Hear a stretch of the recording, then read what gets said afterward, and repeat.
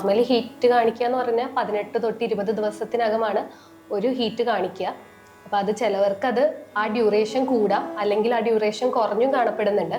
അതിന് നമുക്ക് homeopathy medicines കൊടുക്കുന്നതിലൂടെ ആ സൈക്കിൾ റെഗുലർ ആക്കാനുള്ള മെഡിസിൻസും ഉണ്ട്. നമ്മളൊരു 18 to 21 അതാണ് നമ്മളൊരു സൈക്കിള്, ഹീറ്റ് റെഗുലേറ്റ് ചെയ്യുന്ന സൈക്കിൾ നമ്മൾ പറയുന്നത്.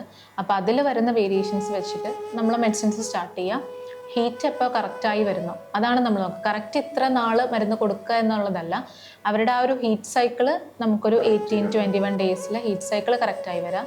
കറക്റ്റ് ഒരു ഹീറ്റ് സൈക്കിൾ ഒരു 1-2-3 മന്ത്സിലേക്ക് ഹീറ്റ് സൈക്കിൾ കറക്റ്റായി വന്നിട്ടുണ്ടെന്നുണ്ടെങ്കിൽ പിന്നെ നമുക്ക് ഫെർട്ടിലിറ്റി, ചെന പിടിക്കുക എന്നുള്ളൊരു മെഡിസിൻസ് നമുക്ക് ചെയ്യാവുന്നതാണ്. നമ്മളെപ്പോഴും പറയാം നല്ലൊരു ഹീറ്റ്, അപ്പോൾ അതൊരു 2nd ഡേ അല്ലെങ്കിൽ 3rd ഡേ ആയിരിക്കും നല്ല ഹീറ്റ് കാണിക്കാം. ആ ഒരു ഹീറ്റിൽ കുത്തിവെക്കാൻ നോക്കുക. പിന്നെ കാലാവസ്ഥ, ചൂട് കൂടുതൽ വരുമ്പോഴും ഗർഭധാരണം വളരെ ബുദ്ധിമുട്ടായിട്ടുള്ളൊരു സമയമാണ്. അപ്പം ഇങ്ങനെയുള്ള പല കാരണങ്ങൾ കൊണ്ട് നമുക്ക് ചെന പിടിക്കാതെ പോകുന്ന റീസൺസ് വരുന്നുണ്ട്. പിന്നെ എന്തെങ്കിലും ഹോർമോണൽ ഇംബാലൻസ് ഉണ്ടെങ്കിലും, പിന്നെ മുമ്പ് എന്തെങ്കിലും ഇൻഫെക്ഷൻ വന്നിട്ടുണ്ടെങ്കിൽ, കുളമ്പ് രോഗം പോലുള്ള കേസസിലും ചെന പിടിക്കാനുള്ള ചാൻസസ് കുറവാണ്. പക്ഷെ അത് എല്ലാവർക്കും നിർബന്ധമില്ല.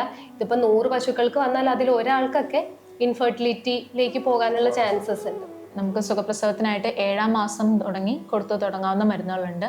ചെന പിടിച്ചു എന്ന് കണ്ടു കഴിഞ്ഞാൽ നമുക്ക് സ്റ്റാർട്ടിങ്ങിൽ തന്നെ നമുക്ക് രോഗപ്രതിരോധ ശേഷി, അവരുടെ ഒരു ഇമ്മ്യൂണിറ്റി ഹെൽത്ത് വർദ്ധിപ്പിക്കാനുള്ള മരുന്നുകൾ നമ്മൾ ഹോമിയോപ്പതിയിൽ അവൈലബിൾ ആണ്. അത് സ്റ്റാർട്ട് ചെയ്ത് തുടങ്ങാവുന്നതാണ്. 7ാം മാസം മുതൽ നമ്മൾ സുഖപ്രസവത്തിനുള്ള മരുന്നുകൾ കൊടുത്തു തുടങ്ങാം. പ്രസവശേഷം നമുക്ക് യൂട്രസ് ക്ലീൻ ആവാനും മാച്ച് പോലെയുള്ള കാര്യങ്ങളെല്ലാം പൂർണ്ണമായിട്ടും പുറത്തേക്ക് പോരാനായിട്ടും നമുക്ക് മരുന്നുകൾ അവൈലബിൾ ആണ്. അത് പ്രസവശേഷം ഉടനെ കൊടുത്തു തുടങ്ങാവുന്നതുമാണ്. പ്രസവിച്ച ഉടൻ തന്നെ നമ്മൾ കാൽഷ്യം കൊടുക്കുന്നത് ഏറ്റവും നല്ലതാണ്. കാരണം ആ സമയത്താണ് പശു ഓൾറെഡി വീക്ക് ആയതുകൊണ്ടും കാൽഷ്യം കുറഞ്ഞു പോയി കഴിഞ്ഞാൽ വീണ് പോകാനുള്ള ചാൻസസ് ഉണ്ട്. അപ്പം പ്രസവിച്ചതിന് ശേഷം ഉടനായിട്ട് കാൽഷ്യം കൊടുക്കുന്നതിലൂടെ പശു വീണു പോകുന്നതിൽ നിന്ന് നമുക്ക് രക്ഷിക്കാൻ പറ്റും. പിന്നെ പ്രസവം കഴിഞ്ഞ ഉടനെ തന്നെ കാൽഷ്യംസും ബാക്കി സപ്ലിമെൻറ്റ്സും കൊടുത്തു തുടങ്ങേണ്ടതുമാണ്. ആരോഗ്യമുള്ളൊരു അമ്മയിലായിരിക്കും ആരോഗ്യമുള്ളൊരു കുഞ്ഞുണ്ടാവുക. അപ്പം അമ്മയുടെ ആരോഗ്യം മാക്സിമം നമ്മൾ ശ്രദ്ധിക്കുക, നല്ല ഭക്ഷണം നൽകുക, രോഗപ്രതിരോധ ശേഷി വർദ്ധിപ്പിക്കുക. അതോടൊപ്പം സുഖപ്രസവത്തിനും പിന്നെ അതിന് തുടർന്ന് മാശു പോകാനുള്ള മെഡിസിൻസ് ഒക്കെ നൽകി കഴിഞ്ഞാൽ കോംപ്ലിക്കേഷൻസ് ഒഴിവാക്കാവുന്നതാണ്. പ്രസവശേഷം നമുക്ക് മെയിനായിട്ട് മാശ് പുറത്തേക്ക് പോകുക എന്നുള്ളൊരു കാര്യം, കാരണം മാശ് ഉള്ളിൽ നിൽക്കുന്തോറും കൂടുതൽ ഇൻഫെക്ഷൻ വരാനുള്ള സാധ്യതകൾ, പിന്നീട് വീണ്ടും അസുഖങ്ങൾ വരാനുള്ള സാധ്യതകളെല്ലാം വരും.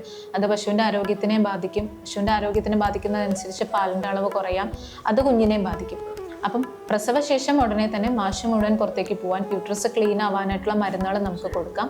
സമീകൃത ആഹാരം, ഭക്ഷണം നല്ല രീതിയിൽ കൊടുത്തു തുടങ്ങുക. അതിൻ്റെ ആരോഗ്യം മെച്ചപ്പെടുന്ന രീതിയിൽ മരുന്നുകളാണെങ്കിലും ഭക്ഷണമാണെങ്കിലും കൊടുക്കുന്നതിലൂടെ ഒരു പരിധിവരെ നമുക്ക് ഹെൽത്ത് വീണ്ടും റിക്കവർ ചെയ്തെടുക്കാനായിട്ട് പറ്റുന്നതായിരിക്കും.